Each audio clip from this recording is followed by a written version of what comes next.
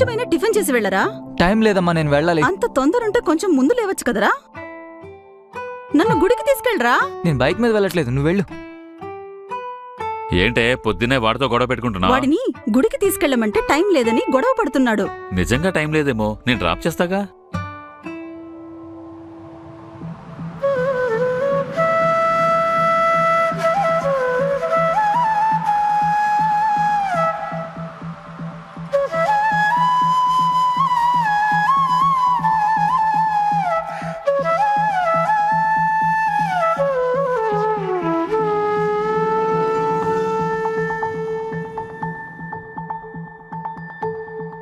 ఎన్నిసార్లు ఫోన్ చేసినా ఫోన్ లేపట్లేదు.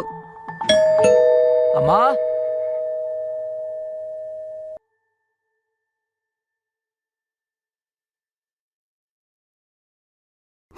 అర్ధరాత్రి దాకా ఎక్కడ తిరుగుతున్నావు? ఫోన్ కూడా ఇంట్లో మర్చిపోయావు. నా ఇష్టం, నా ఫ్రెండ్స్ తో ఉన్నాను. ఏంటి ఫ్రెండ్స్? వాళ్లతో తిరిగి చెడిపోతున్నావు. వాళ్ళెందుకంటావు? వాళ్ళని కాకపోతే ఎవరిననాలే? బా పోమ్మా. వాడిని ఏమనవా? వాడు సినిమాకో ఏ ఫ్రెండ్ ఇంటికో వెళ్ళుంటారులేవే. నువ్వు లోపలికెళ్ళు.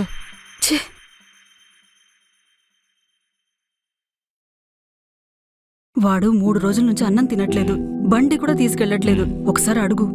ఏ ఫ్రెండ్స్ తోనో వెళ్ళుంటారులే. సరే.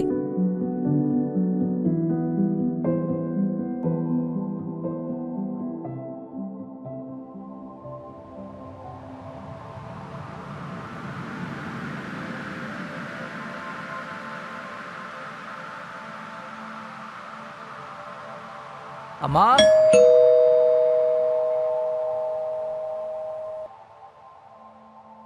టైం ఎంతైందో తెలుసా? నిన్నటికంటే తొందరగానే వచ్చాను కదా. తాగొచ్చావా? బా, నిన్న లేట్గా వచ్చినని గొడవ, ఈరోజు తాగొచ్చానని గొడవ. ఏంటమ్మా నీ ప్రాబ్లం? ఇలా విసిగిస్తే ఇంటికి కూడా రాను.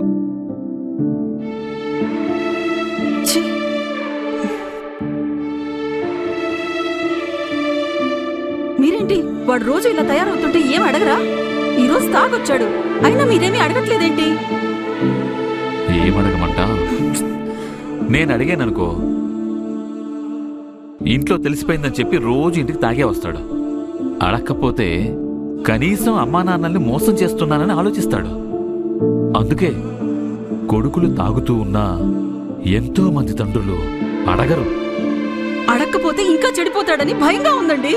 రేపు ఆదివారమే కదా, నేను వాడితో మాట్లాడతా. ఏం మాట్లాడతారు?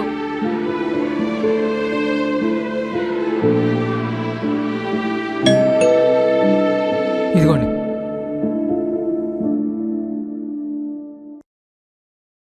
హాయ్. హాయ్, నా friend. Hi uncle. Hi. Hi aunty. Hi అమ్మా. మన ఇద్దరం లోపలికి వెళ్ళి మాట్లాడుకుందాం. యా.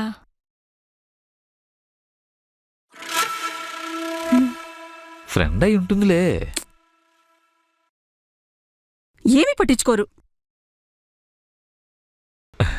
ఏంటో.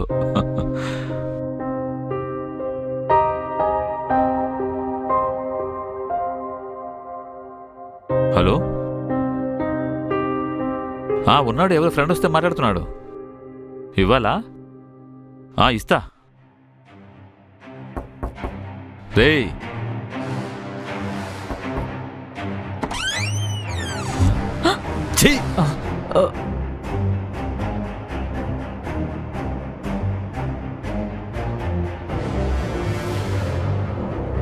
Bye uncle. Bye aunty.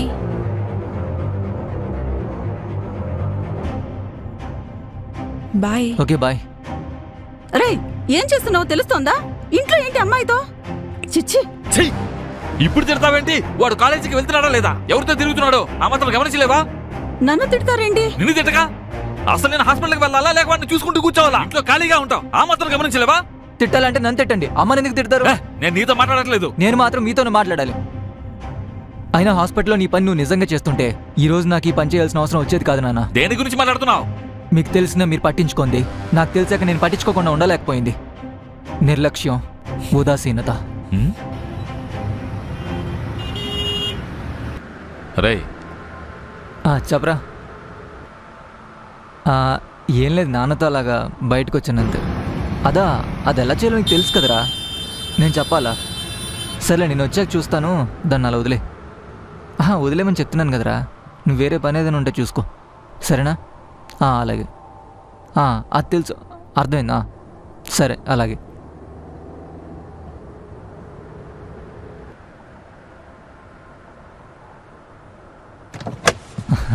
నాన్న, సరేరా, నేను వెళ్తానులే. జాగ్రత్త. ఉమ్.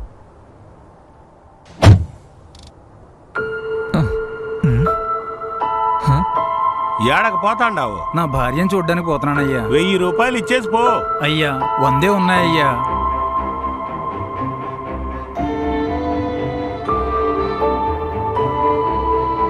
నీకు కొడుకు పుట్టాడు, వెళ్ళి చూడు. చాలా సంతోషం అయ్యా. ఏడకు పోతున్నావు? 1000 రూపాయలు ఇచ్చి తర్వాత పో. 100 రూపాయలే ఉన్నాయ్యా. 100 రూపాయలేనా? చీచి, ఆగు. ఎక్కడికి పోతున్నావు? గంట తర్వాత జనరల్ వాటికి తీసుకొస్తారు, అప్పుడు చూడు. 100 ఇచ్చాను కదయ్యా. ఏమిచ్చావు? 100 రూపాయలకి ఏమొస్తుంది? ఏమి రాదు. సరే అయ్యా. 100 రూపాయలంట, 100 రూపాయలు.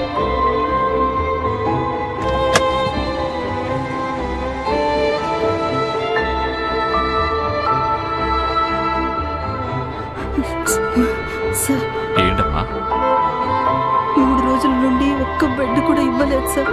వాడు చలికి తట్టుకోలేకపోతున్నాడు సార్. కింద పడుకొని ఎలాగైనా మీరు సాయం చేయండి సార్.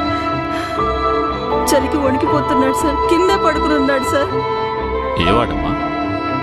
మీరు నిన్న కూడా ఇలాగే అడిగారు, కానీ ఏమీ చేయలేదు. ఈ హాస్పిటల్కి పెద్ద డాక్టర్ మీరు. మీరే ఇలా అంటే ఎలా సార్?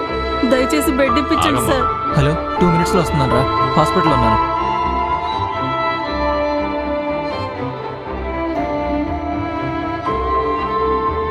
ఇప్పుడే కదా చెప్పావు, విచారించి నీకు బెడ్ ఏర్పాటు చేయిస్తా, సరేనా? ఏరా, ఎప్పుడొచ్చావు? డబ్బులు ఏమైనా కావాలా? ఏమవుతులే.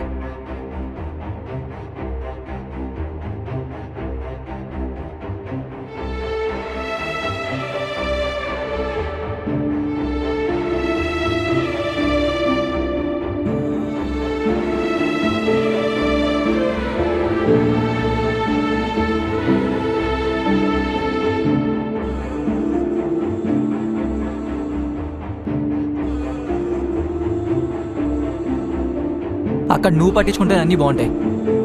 చదువు లేనోడు ప్రశ్నించడానికి భయపడతాడు. పేదవాడు డబ్బు లేనోడే. వాళ్ళు బలహీనలు కాదు నాన్న, మన బాధ్యతను మనకు గుర్తు చేసే వ్యక్తులు. అలాంటి వాళ్ళని గౌరవించి వాళ్ళకి పనిచేయాలి, అంతేగాని నిర్లక్ష్యంగా ఉండకూడదు. ఆ రోజు నేను హాస్పిటల్లో చూసిన అవినీతి గురించి నీకు చెప్పడానికి వస్తుంటే నువ్వు అసలు ఏం పట్టించుకోకపోవడం చూసి నాకు ఒక్కసారిగా ఏం అర్థం కాలేదు. అందుకనే ఆ రోజు నుంచి నేను ఇంట్లో తినలేదు. నువ్వు కొనిచ్చిన బైక్ కూడా వాడలేదు. నువ్వు నిర్లక్ష్యంగా సంపాదిస్తున్న డబ్బుతో నేను బ్రతకాలా? 2 రోజులు, జస్ట్ 2 డేస్ నీ కొడుకు ఇంటికి లేటుగా వస్తే వాడు చెడిపోతున్నాడని బాధపడుతున్నావే. కానీ నీలాంటి నిర్లక్ష్యం ఆఫీసర్స్ వల్ల వ్యవస్థ అంతా చెడిపోయిందన్నా. దాని గురించి ఎవరు బాధపడరే? వ్యక్తుల వల్ల వ్యవస్థ అని అంటున్నావు. ఇండివిజువల్ ఫెయిల్యూర్ని తీసుకెళ్ళి సిస్టమ్ ఫెయిల్యూర్ చేసేసావు నాన్న. నువ్వు అవినీతి పరుడు అని నేను అంటలేదు నాన్న. నా దృష్టిలో నువ్వు చేయాల్సిన పని చేయకుండా జీతం తీసుకోవడం కూడా అవినీతితో సమానమే. ఒరేయ్, ఏమండి?